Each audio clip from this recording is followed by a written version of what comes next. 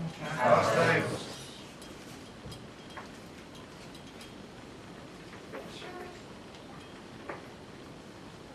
თქვენ იცით რომ ადამიანი არის შექმნილი ღმერთის ხატებად და მსგავსებად. და როგორც წავიდეთ ჩვენ სახარებაში, უფალი ეუბნება მოწაფეებს რომ რას მოიმკებს ის ადამიანი, ვინც შეიძენსო მთელ ამ ქვეყნიერ სიმდიდრესო და თავის სულს აღნიშნო. რა არისო ამ ქვეყნიერად სულის ტოლფასი სიმდიდრეო.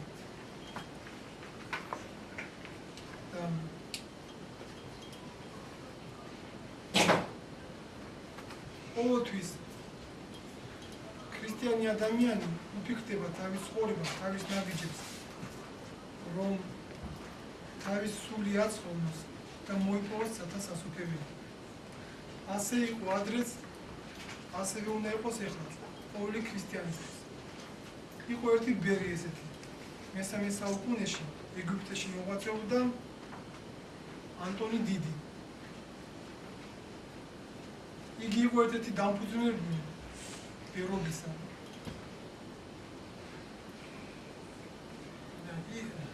ანტონი დიდი დაიბადა მდიდარი ადამიანის ოჯახში და მიიღო ბრწყინვალე განათლება.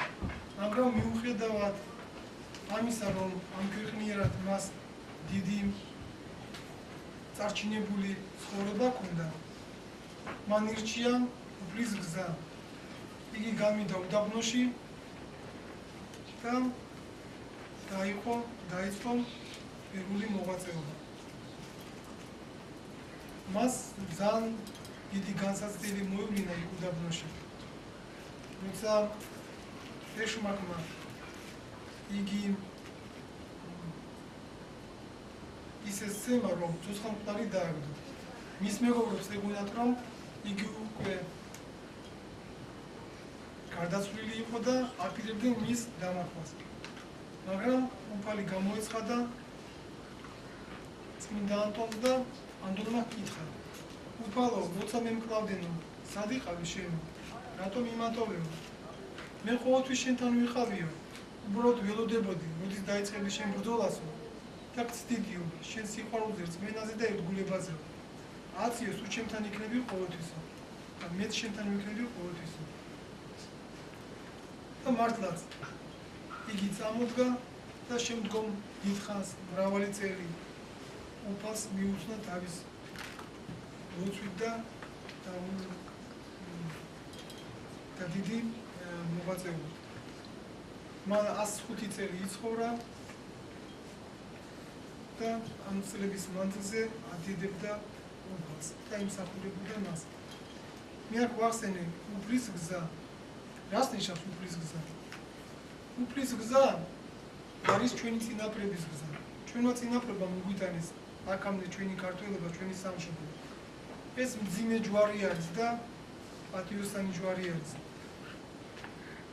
თქვენ იცით, რომ მრავალი მტერი ყავდა ჩვენ ქვეყანას და ჩვენ ერს და როგორც ფიზიკური, ასეთ სულიერი მოსპობა იყო ყოველთვის ჩაფიქრებული მტრის მიერ. ახლაც იგივე პრობლემები არის ჩვენ წინაშე. თქვენ იცით, რომ არსებობს ორნარი ფასეულობები. არის სულიერი ფასეულობა და არის კიდე მატერიალური, ანუ ეროვნული, ესე რომ ვთქვა. სულიერი ფასეულობა, რა თქმა უნდა, უპირატესი არის.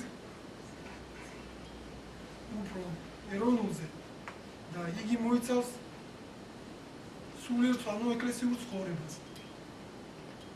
და ეროვნული ფასეულობები მოიცავს ერის კულტურას. ერის კულტურაში შედის სიმღერა, ცეკვა, ეროვნული ფერწერა, პოეზია, ლიტერატურა და ასე შემდეგ. ეს არის ჩვენი ნიშანი, ჩვენ გაგვაჩნია ჩვენი ნიშანი, აი ამ მხრივ. ჩვენ ისეთი რამ გაგვაჩნია ამ მხრივ, სხვა ერებს და სხვა ხალხს ესეთი ნიშანი არ აქვს. ეს მარტო ქართული არის. და დღეს ზეწოლა არის ზუსტად აი ამ მხრიდან, როცა ცდილობენ აი ამ კულტურას, ჭეშმარიტ კულტურას, რომელიც სიხარული მოაქვს ჩვენ გულებში და ვადიდებს ფსევდოკულტურის ჩანაცვლება. ფსევდოკულტურა რა არის? უცხოეთიდან შემოსული ის უცხო კულტურა, რომელიც ჩვენ არაფერს არ გვარგებს. ჩვენი კულტურა გვაახლოვებს უფალთან და მივყევართ სასოფლებისკენ. და უცხოური კულტურა, ანუ ფსევდოკულტურა გვაშორებს უფლისგან. ეს არის ჩვენი ქართული, მაგრამ სამწუხაროდ ჩვენ ხალხში, ჩვენ ახალგაზრდობაში და საერთოდ ჩვენ ერში ხდება ჩანაცვლება. აი მცდელობა არის დიდი ზეწოლა, რომ აი ეს სრულ სიმღერები, სრულ ფასეულობები ჩაინაცვლოს და გაზდევნოს ეროვნული. ამით რა ხდება? როცა ადამიანში ჩანერგდება ფსევდოკულტურა, იგი იცვლება შინაგანად. ანუ უყურმართობისკენ მიდის. ეს ერთი დღით არ ხდება ესე რომ აიუძებ გათენდა და უკვე შეიცვალა. არა, ეს წვეთი ესე ნენელა თვითონ ნაბიჯ იცვლება ადამიანი და შემდგომ უკვე შემეცნებით და თავისი ქმედებით სამშობლოს მიმართ სიყვარული და ისა სულ სხვანაირი მიდგომა ყველაფერს მიმართ. იგი განკითხვაში ვარდება თავის თავრობისა, განიკითხავს, მოყვას. ანუ ბოროტების გზას დაადგება ხოლმე. და დღევანდელ სახარებიდან ჩვენ წავიკითხეთ, რომ მხოლოდ ორ რამეზე არის დაფუძნებული მთელი სამყარო, მთელი კაცობრიობა, მთელი წმინდანები, წინასწარმეტყველები და მთელი ქრისტიანობა. ეს არის ორ რამეზე. როცა მოციქულმა მოუთხეს, რომ აი 10 მცნებიდან თუ ვერ შევასრულებთ, რამდენი მცნები რა ვქნათ? უფალმა უთხრა, მაშინ ორი შეასრულე. ესე იგი, როგორ შეუმცირა, გაუადვილა უფრო, ხო? ესე ორი, ესე იგი იყვარდეს ღმერთი შენი, მთელი გულით, გონებით და შენი თავით და იყვარდეს მოხვასში შენი ვითარცა თავით ვისი. აი ამ ორ ცნებაზე, მთავარ ცნებაზე არის დამყარებული მთელი კაცობრიობა. და ზუსტად აი ეს ფსევდოკულტურა, აი ამისგან გვაშორებს ჩვენ. და აი ამას ვტაცებენ და აი ამას გვინადგურებენ. და ეს ხდება უკვე მრავალი წელი დაგეგმილად და აი ამას უნდა გავუწიოთ ჩვენ წინააღმდეგობა, ანუ უნდა უბრალოდ ვიქართვიოთ, ვიმართმადიდებოთ, იმიტომ რომ ქართველი სარწმუნოების გარეშე იგი ვერ იარსებებს, იგი ვერ შეინარჩუნებს იმ ნამდვილ ფასეულობებს, რაც ჩვენ ქართველად გვახასიათებს და რაც რითიც ჩვენ ვამაყობთ ყოველთვის, სადაც გავდივართ საზღვარეთ თუ კიდაც აქ სამშობლოში. აი ამან გადაარჩია ზუსტად ჩვენი ერი და ჩვენი წინაპრები ზუსტად აი ამას ემსახურებოდნენ. აი ამ სიმდიდრით. და ჩვენც უნდა მოვალებოდეთ, გავუფრთხილოთ ჩვენ ამას. ამის მაგალითია ჩვენი მეფეები, დედოფლები, რომლებიც აი ესე გმირულად მოღვაწეობდნენ საქართველოსთვის. ვინაც ავიღოთ დავით აღმაშენებელი.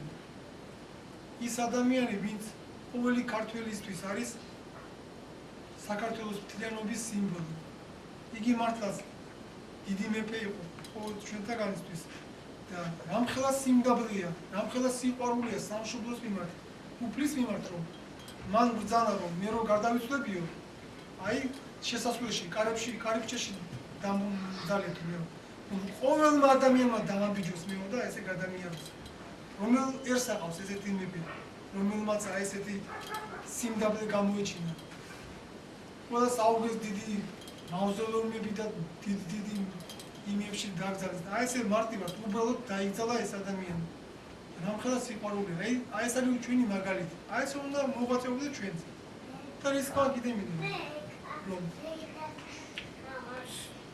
ჩვენ თავისგან ბევრს არ მოვიტყვით და ამიტომაც მაქსიმალურად გადასულები ვართ რაღაც პირდულ გნობებზე, სიამოვნებებზე, გვინდათ რომ კარგად ვიყოთ, ამ ქვეყნად კეთილ დღეობა იყოს ჩვენს გულებში, მაგრამ საქმე იმაშია, რომ აი ზუსტად როცა ეკლესიურ ცხოვრებას ეწევა ადამიანი, აი მაშინ არის ის ნამდვილად გახარებული. და თუ არა და მაშინ მისი გული ყოველთვის დამწუხრებულია. აი გადახედეთ ჩვენ წინაპრებს. აი 16 აყაშვილს როგორი ცხოვრება ჰქონდა მძიმე. მთელი ცხოვრება არ გაუხარია და ბოლოში ისე გარდაიცვალა, რომ აი იმ დროისთვის არავინ არ დაუფასეს პირიქით, დიდი ტკივილით და დიდი წუხარებით გარდაიცვალა ეს ადამიანი, მაგრამ დღესდღეობით წმინდანთა არეში რაც ხდება. აი ვიღოთ ილია ჭავჭავაძე. მთელი ერისთვის იუწოდა შემდგომ კიდე თვითონ ქართველების ხელით იგი იქნა მოკლული. გადახედეთ იმ წმინდანებს, ვინც ეწევა მოციქულებს. ყველა ეწევა, თვითონ უფალი ეწევა, ხო ჯვარზე ეწევა. რატომ მოვითხოთ ჩვენ ისეთ ცხოვრებას, რომ გქონდეს ლაღი, სიხარულით სავსე და ესე. ეს მძიმე ჯვარია, პატიოსანი ჯვარია და ჩვენ მაგალითი გვაქვს იმისა, რომ თუ უფალი ჩვენ ამ ჯვარს გვაძლევს და გვის უნდა მადლობა მოუხადოთ და ღირსეულად უნდა ვატაროთ. ეს გაჭირვება იქნება თუ ბრძოლა იქნება თუ სხვა რამ იქნება, რაც სამშობლისთვის არის, ერისთვის და ჩვენ სულისთვის, ხონებისთვის, ამასთვის უნდა ვიმაგრებოდეთ. იყო თაობები, როცა უფრო უარეს დღეში იყვნენ, უფრო მძიმე პირობებში იყვნენ. ხალხს არც სახლი ჰქონდა, შვილებს უხოცავდნენ, თვეთ მიყავდა. დღეში იმალებოდნენ ველურებივით. გაურბოდნენ მტერს, მაგრამ მიუხედავად ამისა, არ კარგავდნენ სმენას, არ კარგავდნენ ეკლესიის მიმართ სიყვარულს და ყოველთვის ახსოვდეთ, რომ ისინი იყვნენ ხატება და მსგავსება. ამიტომ უზნეოდ არ იქცეოდნენ არც საზოგადოებაში, არც ოცდაში არსად და ღირსეულად ატარებდნენ ამ სახეს. აი უფლის ხატებას და მსგავსებას. აი ეს ყოველთვის უნდა გვახსოვდეს. ის ადამიანი, ვინც დაათვრება, ის ადამიანი, ვინც ბირთვით ყოფს, ის ადამიანი, ვინც სულაც იქცევა, ის შეურაცხყოფს ამ ხატებას და მსგავსებას, რა თქმა უნდა, ამის გულისთვის უფლისგან იმსახურებს სასჯელს. ის არ